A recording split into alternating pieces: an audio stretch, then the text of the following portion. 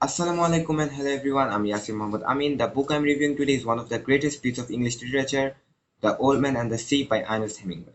Originally published in 1952, it's a small book of 128 pages, so it's more of a novella than a novel. It's also an allegory and nautical fiction from literature perspective. It is said that simplicity is the greatest adornment of art. This literary piece is a clear example of that, as this is indeed a simple story about an old man who goes fishing. This story is about an old man, a once renowned fisherman named Santiago. After 84 days of bad luck and getting no fish, Santiago goes a bit too far into the Gulf and engages in a 3-day long fight of his lifetime with his greatest catch, a giant marlin, his greatest rival and metaphoric doppelganger. What follows is a journey through the old man's mind, which eventually turns into an amazing experience for the reader and opens up windows to new perceptions towards life. My opinion is Ernest Hemingway did his best storytelling work here by giving a simple story with simple premise and incredible depth. This story is reflected on so many aspects of life, from hope, respect, dignity, struggle, patience, pride, rivalry, loneliness, friendship, and self-satisfaction.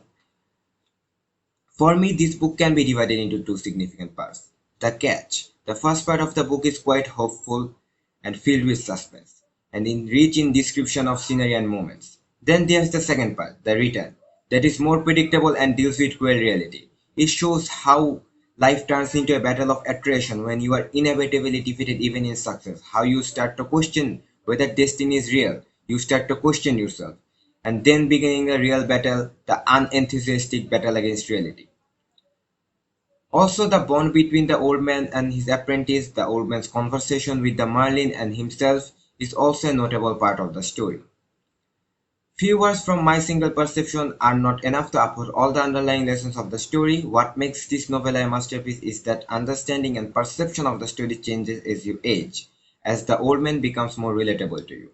So I think everyone has to read this book more than once in their lifetime to truly appreciate it when they are young and also when they grow much more older.